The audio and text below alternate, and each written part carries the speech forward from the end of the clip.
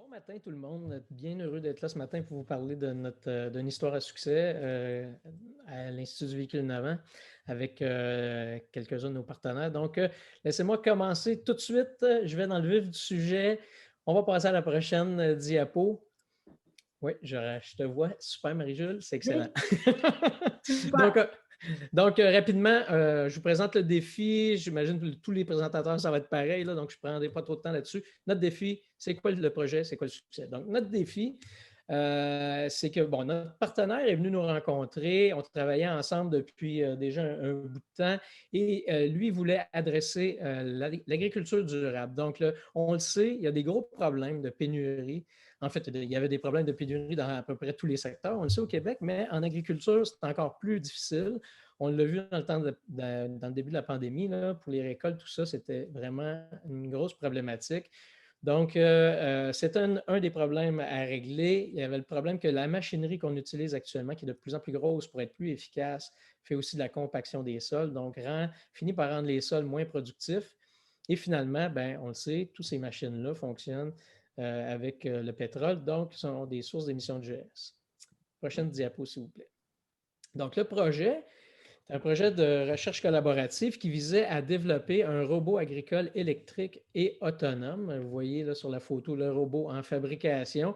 Donc, ce robot-là qui permettrait de faire des tâches agricoles dans le champ sans intervention humaine là, et qui pourrait à terme travailler même en flotte, donc avoir une flotte de robots coordonnés qui vont faire les tâches au champ, qui permettent ainsi qui sont des robots de plus petite taille, mais qui permettent d'avoir le même impact que de la plus grosse machinerie. Donc, les partenaires de ce projet-là. Bien, vous voyez les partenaires, dans le fond, l'idée venait de Elmec, qui a décidé de s'attaquer à cette problématique-là et qui voulait offrir un service, finalement, on pourrait dire de farming as a service.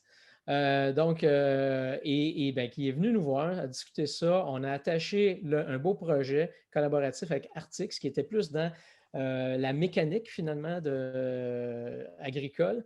Elle qui est plus dans l'intégration électromécanique. Et nous qui avons amené le côté le véhicule électrique et automatisation du véhicule.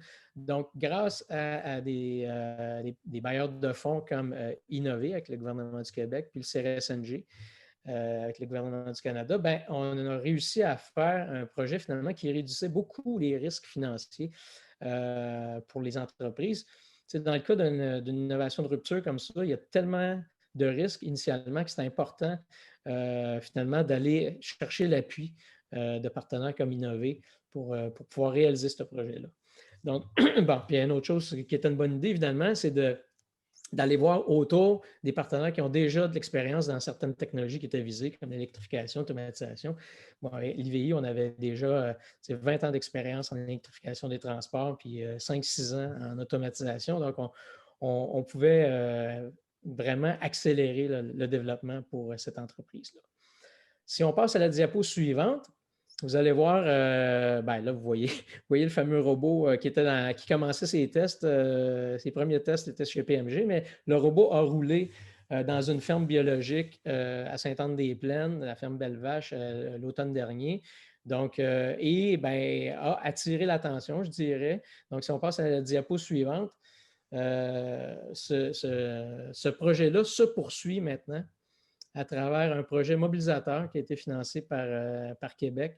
Donc, un projet de 8 millions de dollars. Donc, on voit qu'on a pu partir d'un projet collaboratif qui a permis de faire germer l'idée, prouver le concept et puis là, aller chercher le financement pour faire la suite du développement de ce projet-là.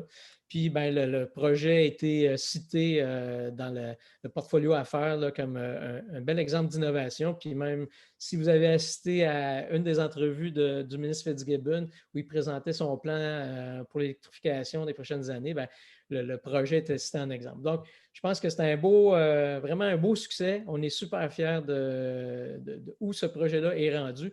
Puis ça promet pour les années à venir, je dirais. Donc, petit projet va devenir grand. Un gros merci.